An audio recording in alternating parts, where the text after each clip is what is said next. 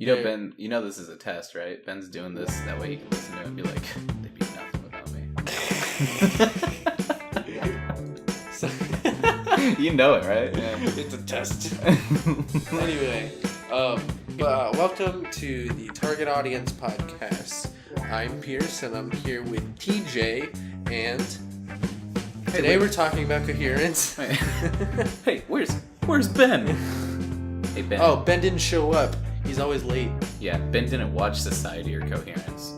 Not like he had any obligations to. I mean, we just kind of mentioned it, but like he didn't watch them. But me and Pierce did, so like we're gonna talk about it. It's gonna be just us two. Sorry, fan favorite Ben isn't here. Just the two of us. All right, so you want to just jump right into it? The two movies that we're gonna talk about today are Coherence and Society. Society. Which one? Let's talk about Coherence first. Coherence first? Coherence is about some old friends having a dinner party, and it happens to be the night that a comet is passing over. And while the comet is passing over, stuff just starts to get a little weird.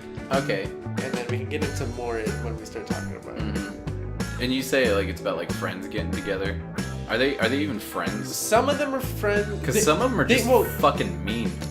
If you think about adults, especially adults, those types of characters, they're the kinds that they're going as the guys like, oh yeah, we're all friends coming here, but they're like, oh, I really don't want to see. I'm excited to see this person. I really don't want to. Right, they've all gone their separate ways in life, but they all get together for like the dinners. Yeah, and occasionally they don't. And you can tell in the movie. It seems like I feel like what they were trying to go for is that the friends don't really click as well as they used to. Yeah, well, that's the thing too. Is like.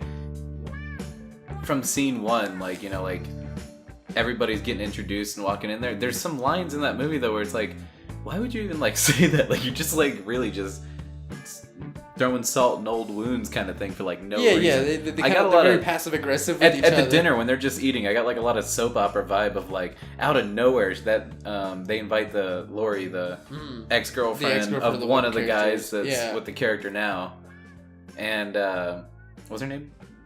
I don't remember. Lori or something, I think. I don't remember. They all had very basic names. Just pull up the character names. Yeah. But, Emily, Kevin, Mike, Lee, Beth, Hugh, Amir, and Lori. Huh, I was right. Fun fact, that actress's name is Lauren Marr. They were just like, we'll just use your real name. Oh, Hugo Armstrong? His name is Hugh. Nice. Elizabeth? Beth. Sorry. What else? Any other ones? Nicholas was like, I'm being Mike. Emily is Emily. Nice. Mari is Kevin. Do you think he was sad that he couldn't use his own name? He's like, I want to be Mari in this movie. Like, everyone else want a character named Mari. But everyone else gets to use a real name. Yeah, well, fuck off, Mari. No, but Kevin. Even the one guy that was like pretending to be an actor at the dinner table, the girl's like, nope, don't recognize you. Nope, don't recognize you. He's like, you never heard of that? I was in this. And he's like, I don't know what that is. Or the boyfriend of the ex, out of everything they could bring up to tell a crazy story, he's like, funny enough, I wasn't with you, babe. I was with this other girl that's sitting across the table. It's just shit like that where you're like, why are you doing this right now? Yeah, there's a lot of awkward moments. You're trapped in here overnight, like with these people. Because weird shit starts happening, and it does pick up. So, and then they start talking about the comet. Right. And it's interesting. There's the one lady who's like spiritual and into like Eastern medicines and different ways of healing yourself. She's the one that escalates things quickly when she's like, oh, hey, if any of you guys feel stressed out tonight at dinner, I could give you this mixture of a thing it's like water and ketamine or something. It's like, and then she's like naming everything in there, like you said. She's all like, you know, it's organic, there's this in there. And then a little bit of ketamine. And then she's just like, and there's some ketamine. And you're like, hold on, what?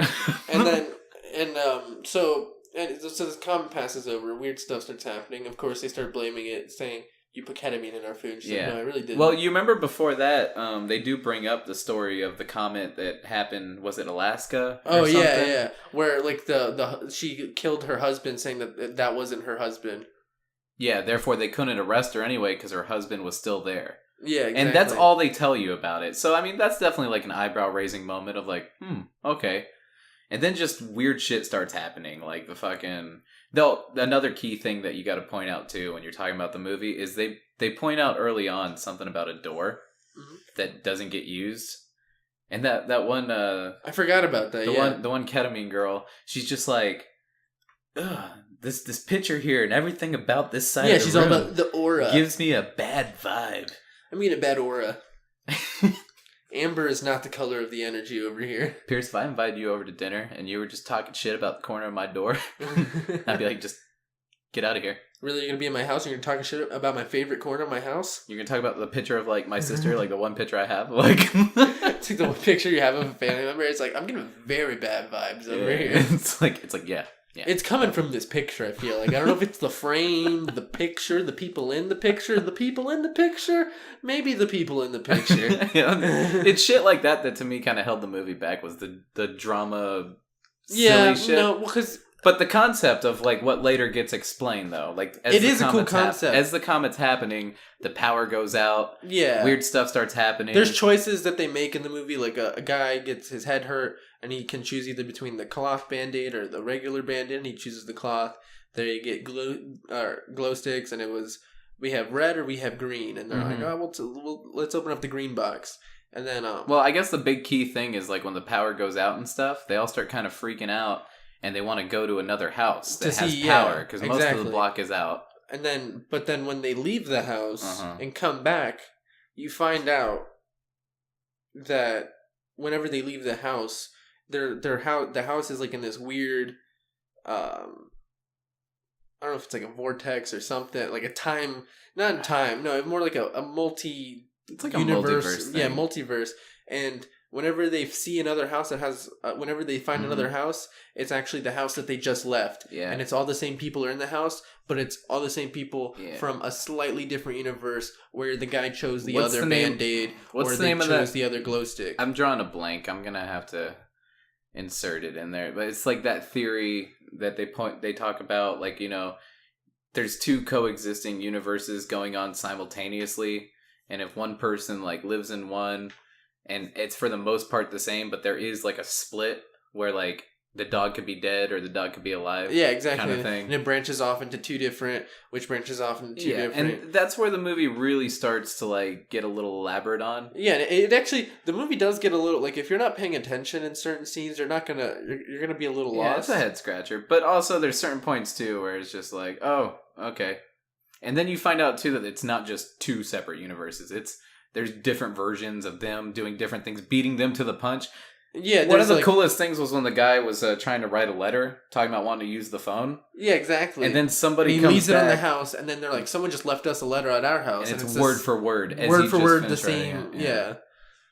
And it's kind of cool, too, because they end up doing things that you see happen later, like cutting the pictures and putting the numbers on them. Exactly. And that's kind of what gives and away then everyone's assigned a certain number, and then all of a sudden some people don't have the same number that they originally had or something like that. It was a really smart concept. I think that the execution, especially later on in the movie, too, and in the beginning, like I said, they threw in a lot of like soap opera filler drama kind of thing. And if that's your thing, that's fine. Mm-hmm. But I was really more focused on, I'm more fascinated by this concept that they introduced and was going on. I think they explored the concept pretty, I think they did it pretty well. But towards the end too, it started turning into like, you know, the doppelganger finally started like catching the other one. Yeah, exactly. The very ending. I like when she's like walking by all the houses, and you see like one house they're like getting in fist fights and stuff, and the other house they're all like playing a board game or something, and the other house they're all like they make note that one guy's an alcoholic. Mm-hmm. That was a good argument too. It's like they make note that one guy's an alcoholic and he doesn't drink anymore, and he's like, what if the other version of me still was drinking and he's capable of like doing some really harmful stuff. Yeah, exactly. He's like I don't want that version of me coming over here and hurting us. Right. And it does get to a point where, like you said, you gotta be paying attention, and there's like a point where two characters realize they're in the wrong house, because it turns out whenever you leave the house and you come back, you never come back to the right house. That house has basically gone into a bunch of infinite realities. But then there's also things like, did you drug the food? Yeah, because she brings up ketamine. She's like, great, you bring a violet ketamine to the party one time. And then, oh my god, multiverses and blame it on the ketamine. And then her excuse was kind of stupid too. She's like, hey, when we took LSD, I put that in the spaghetti sauce or whatever with your guys' consent. And you're like, okay. She's like, I only did that once, and that was with your consent. And I was like, that's a weird, like, okay. That's a weird way to take LSD. It's like, calm down. I'm not yelling. But I thought it was a cool movie. The ending was kind of silly. The ending.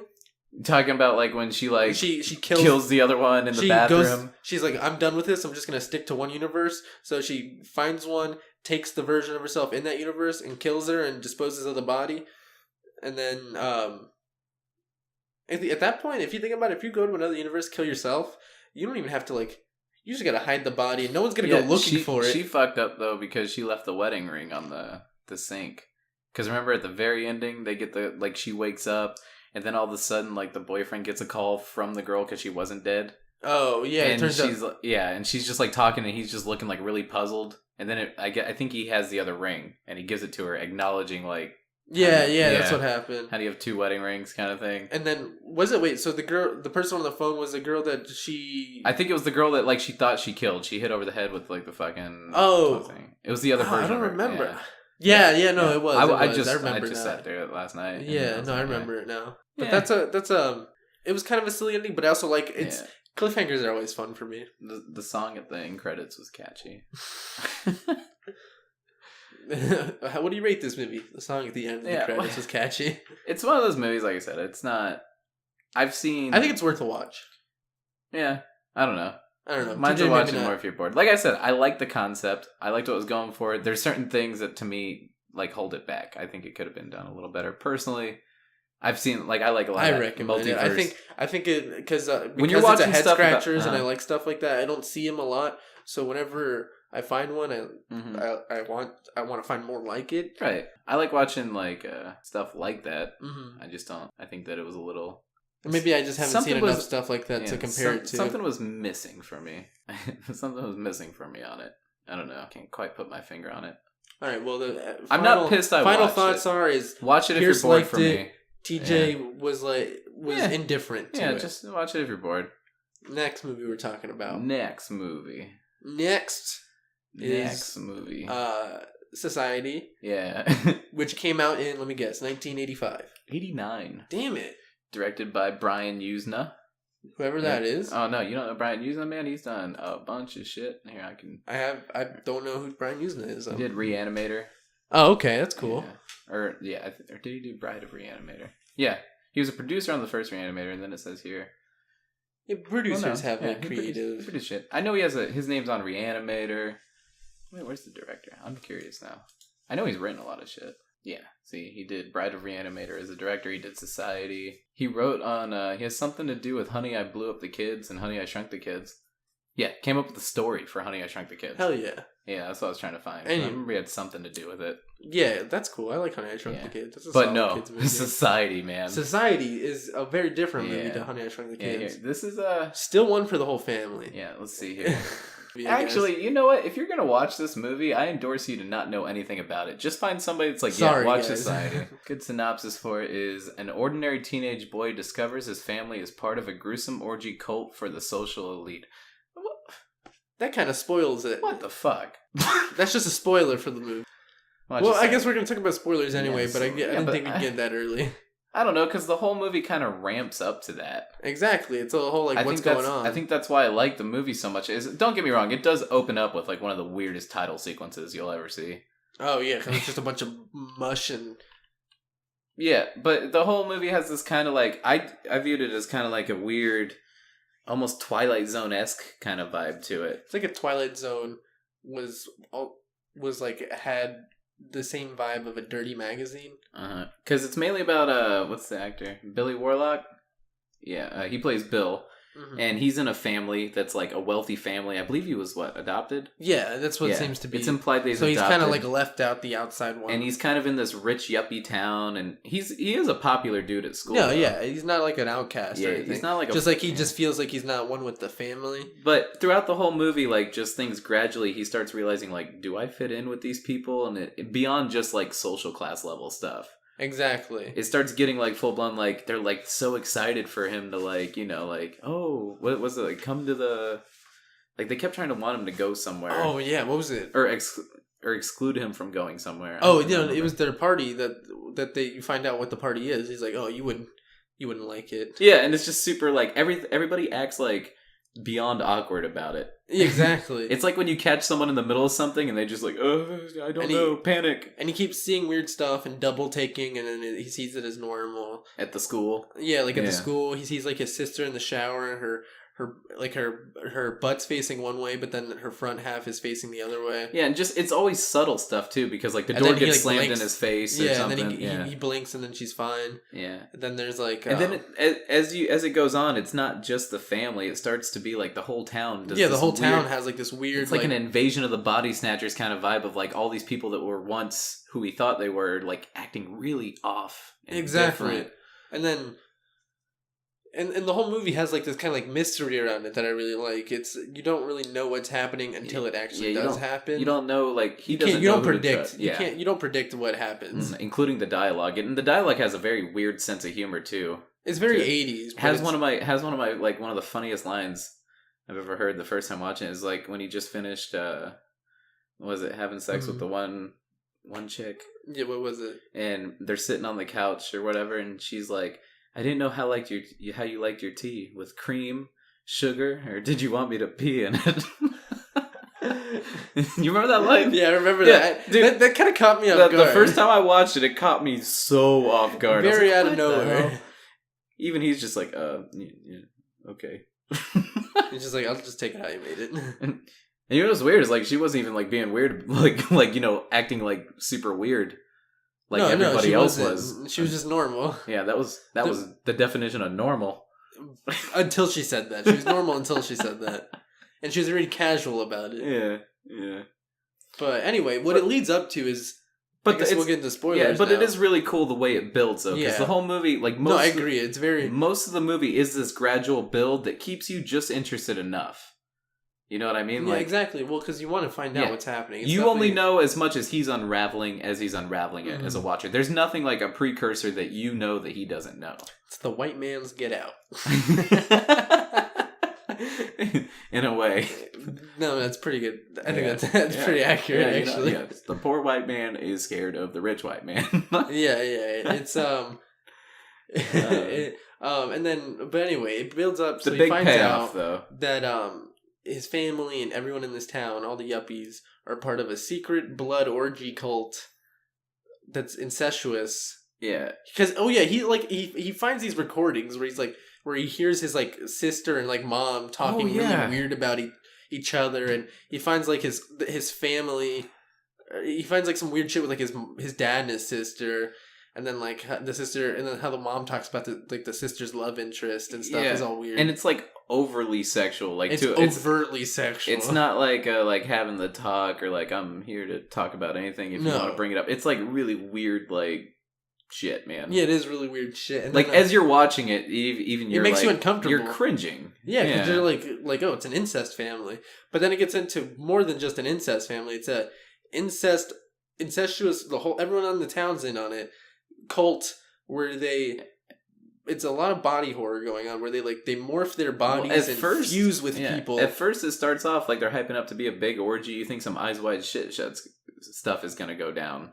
But that's not the case with it. Like you said, they start morphing bodies. Yeah, like their faces like melt into each other. It's truly like for its time, like 89, has some of the coolest special effects. Yeah, very like The Thing-esque. I think if you're a fan of special effects and practical effects and things like that, like, you know, like, this is a staple to it. Like, it's unlike anything. When you watch it, you are just repulsed, and you're like, how did they do that? And the fucking cherry on top is the scene where he walks in on his family, and it's his mom, dad, and sister, and they're all morphed together, and his dad's face is on his ass. And what does he say to him? He makes like he does a pun. Yeah, an ass pun. He's like he starts laughing and kind of like laughs and farts a little. He says, oh what? Am I making an ass of myself? Yeah. And it's like this very weird, uncomfortable special effect where it's it's his face morphed with his own ass.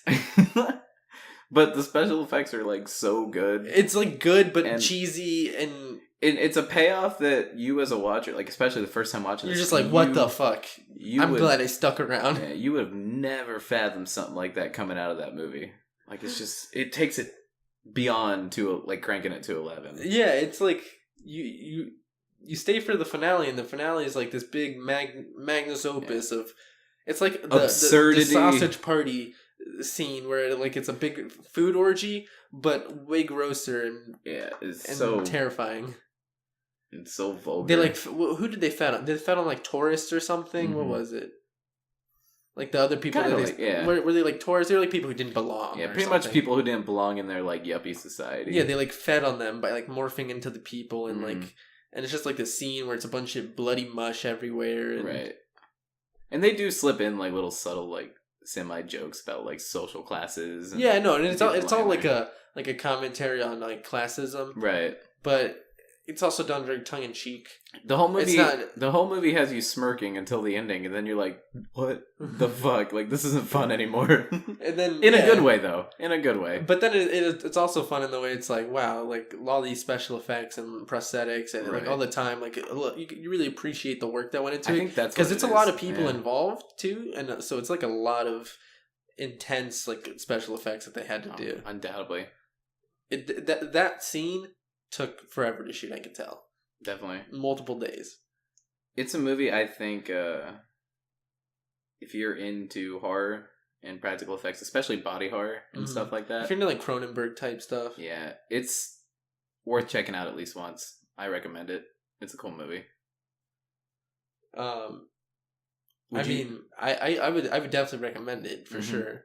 But you gotta have a strong stomach though. I feel like you can't recommend it to just any person. No, you're right. Because it's a special interest movie. Because one, they have to be into the 80s, which a lot of people are. It's kind of popular right now. Mm-hmm. But then they also have to not be turned off by weird shit too early. Because weird shit starts to happen that makes you cringe and it's kind of gross. And then if like I feel like a normal person, once it got into like the incestuous stuff, they'd probably be like, "What the fuck is this movie? I don't really want to watch this." It's definitely a special interest. I'd almost put it in the category of like, would you consider like an exploitation film? Almost, yeah, I could say to that. To a degree. Yeah. The vibe of it's kind of exploit. You're right. Yeah, I would say that. I can't say it's for everyone, but I liked it a lot. It's cool. It's unique. It's original. Unique. How many other movies can you talk about that are like Society? Exactly. You can't. I can't think of anything else that it's a conversation. Has a payoff like Society has a payoff. It's a conversation starter. You start with like, dude, have you seen Society? And then you go to like, oh, it reminded me of this. Like you said, it's like the white man's Get Out kind of thing. But nobody's ever gonna like, you either start or end with Society. No one's ever like Society. Just throw that in the middle somewhere of like. I actually, when I was working at the Brass Tap, I heard some. Like this girl talking to this guy about the movie Society, and I wanted to talk about it with him, but I had to. Wasn't there a time you came over to my house and I like just finished watching it? Yeah, you were telling me to watch it. That was the reason I watched it originally. Yeah, and then I guess you can remember, like you probably saw it on my face, just how like scarred I was. Like you're like no, dude, you have to watch it because the last 30 minutes of the movie will have your head spinning, and that's it really does. It's the fucking the final scene, the final blood cult orgy reveal scene that we're talking about. It goes on for a while too. Yeah, no, it's a dense scene. Like, it's not just, like, a small part of the movie. The movie's, like, an hour and 39 minutes. I'd say, like, maybe an hour is the weird, quirky build-up. Like, you know, kind of like... Yeah, because not only is it the blood orgy scene, but it's also him escaping. Right, yeah. But once that movie, like, hits that climax scene of everything comes to fruition as to, like, what it is... It's very enjoyable. It's intense. It's definitely something... you should check out if you're into The Stranger. Stranger, yeah.